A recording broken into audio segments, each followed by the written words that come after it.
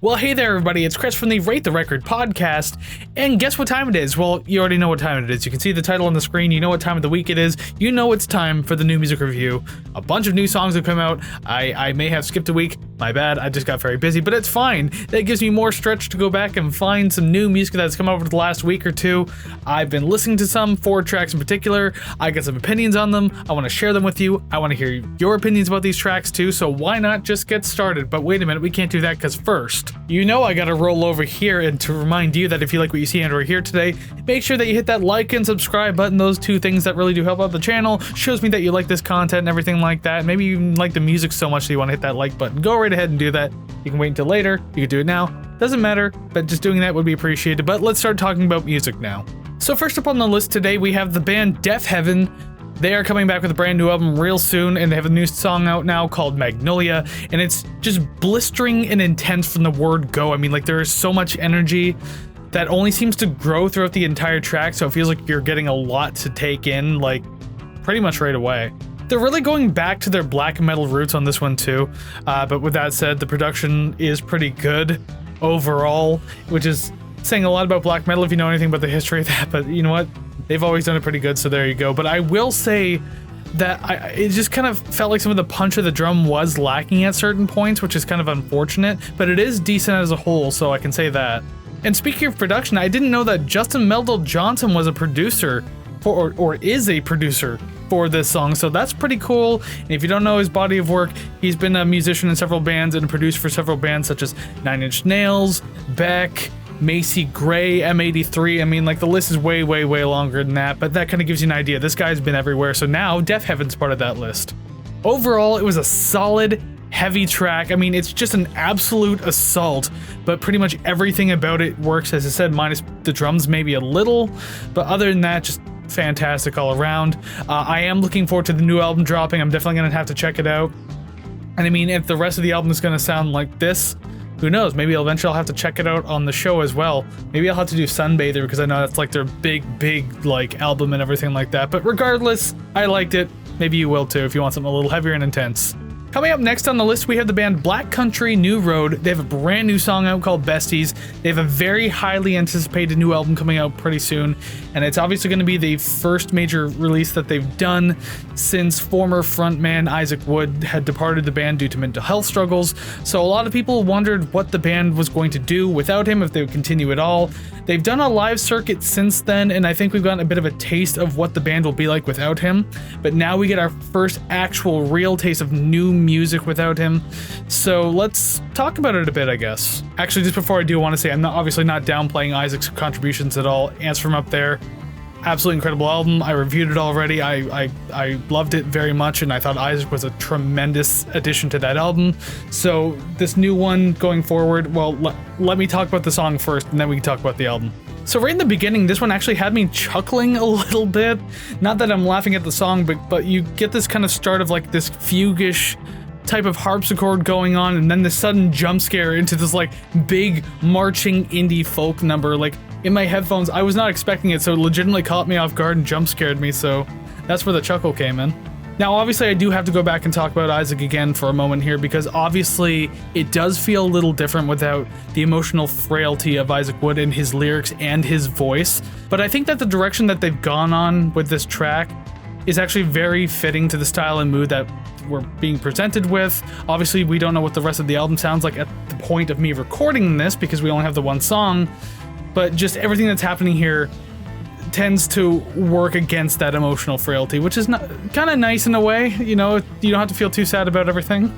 I will say that there's something of this fresh-faced, bouncy quality to the music, which we definitely kind of got something like that in Ants from Up There, but obviously, like, the emotional heaviness of the lyrics and Isaac's voice were really hard to kind of wrap yourself around when you, like, were trying to feel good about anything. But this song actually has that, like, happier tone to it, so it does feel different in that sense.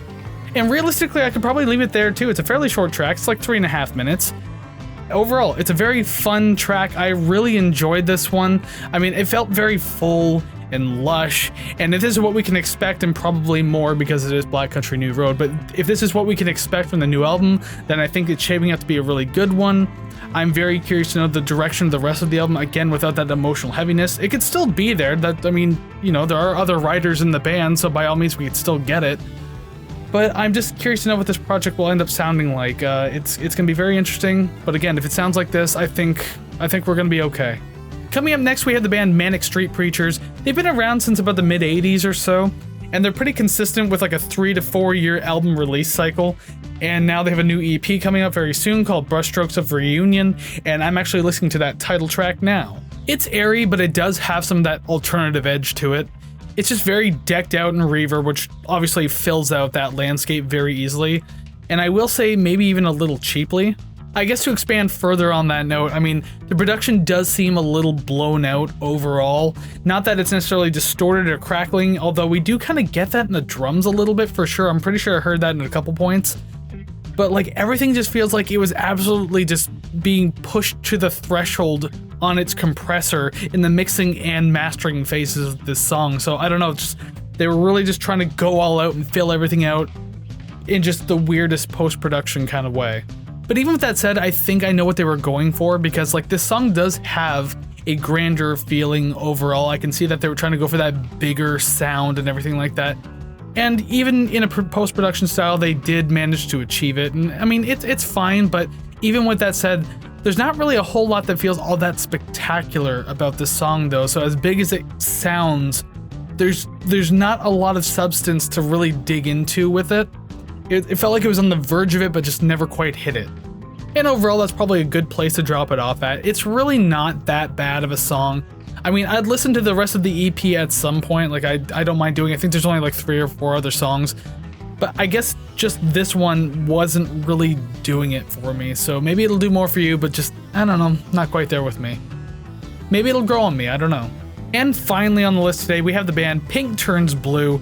They have a brand new album coming out pretty soon, in February at the very least, called Black Swan. There is a title track that's already come out, but I'm looking at the most recent single to come out at the point of me recording this. But funny enough, there is a brand new single dropping on the day that this video comes out. Unfortunately, I can't look at that one right now. I'm looking at Stay for the Night. Now, I like Pink Turns Blue's music. They are known as one of like the bigger bands when it comes to like post-punk and goth rock and everything out like that. They had an album, If Two Worlds Kissed, and then they had Meta between like 86 and 88, everything like that, which did a lot, and like the song Your Master's Calling. Like those were like the big things of goth rock at the time. So with that said, that is kind of a pre-note to now me saying like with this new song, they haven't really lost the touch of their goth rock roots like at all. I mean, obviously time has made it sound a little more modern because that's what a few decades will do, but at the same time, it's still very much present here and just it very much the life of what they have done. There's very much a cold atmosphere like all over this track, and that's really heightened by these like icy synths that keep popping up every once in a while, especially in the beginning of the track, and then it kind of continues on from there. And then you have these like very sharp, plucky guitars that just add more texture to that idea, so you can definitely get a sense for that at like almost any point in this song. I like the moodiness of the song. I think it ultimately sounds good. Again, it suits the style very well. They're very good at what they do when it comes to it, so obviously I don't know what else I would expect. And I like this kind of music too, so maybe that's why I'm a little more biased towards it. I mean, it probably didn't need to be nearly 5.5 minutes though. You could have shaved like a whole minute off if you really wanted to. But honestly, there's not much more I would change about it. It's effective for what it's going for. They still got it, so hey, you know what? It's fine. And that's fine right there. I can say overall it is actually a really good track. I didn't think that I was going to hate this track, but I didn't think I was going to like it as much as I did. So being pleasantly surprised is always a very nice thing here on the NMR or Rate the Record in general. The production is as ice cold as the mood. I'm all here for it. Can't wait to listen to the new album. I have heard the title track Black Swan, so I'm already getting an idea of what this album's gonna sound like. I really like it. New single the day that this video drops, February 7th. I will listen to that. Maybe you should too. So if you like this one, go check out the new single now. And that's all I have for the new music review today, so thank you very much for joining me, hanging out and listening to these songs. And if you did indeed listen to these songs, please do me a favor, let me know down in the comments below of what you thought about these songs. Did you love them? Did you hate them? Do you agree or disagree with me? What new songs are you listening to right now? Please, again, down in the comments. Very happy to hear it. You heard my opinions. I want to hear yours. I like having this back and forth, so please be a part of that and do that if you so wish. Also, if you so wish, I could also request that you go to ratetherecord.ca. That is ratetherecord.ca. That's where you can find all the streaming links, social media links, the album rating chart for the podcast for every single episode we've ever done, and of course the RTR Club if you want to support the show financially, $3 a month, early access to episodes, shout out on social media and in one of the episodes as well. Quick and easy discourse with me, I'll review one of your band's songs. This, that, and the other thing. If that sounds good, check that all out at ratetherecord.ca. Now I have you for the news portion of the entire NMR video, what to expect moving forward. Well, good news, the podcast is back this Monday, February 10th.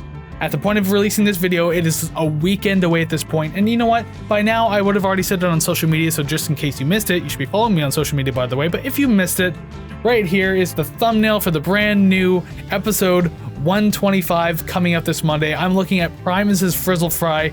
It is celebrating its 35th anniversary, so of course I'm gonna have to dig into Primus. We've only done one Primus album on the show in the past. We did Sailing the Seas of Cheese, which is actually the follow-up to this one. But gotta look at the debut, where it all started. What did I think of this album? Well, we're gonna have to go ahead and wait until Monday, won't we? And obviously I'm trying to keep the new music reviews consistent, trying my best. Sometimes things come up in the way, but you know what, I'm trying. I'm going to keep that consistent moving forward. And with the podcast coming back and the fact that I do have a full-time job outside of Rate the Record, I've decided that the new music review will now go down to back to 3 songs a week rather than 4. It's easier to do 4 when I have not a whole lot else going on, but now that the podcast is coming back full swing and my job is very busy as well, I'm gonna go back down to 3 songs. That should be fine though. You're still getting the NMRs, all good to go. I do have a couple more things I could talk about, but I'm not quite ready to talk about it yet as I'm trying to iron out some details and everything like that. So I'm gonna keep that on pause right now, but just know that there is eventually gonna be new news pretty soon, I think. But anyways, I'm done here. I'm done rambling. I want to let you go now. So once again, thank you very much for hanging out. And until I see you this Monday for season 7 of the podcast, the debut, go listen to some awesome music, and I'll see you again real soon. Take care, friends.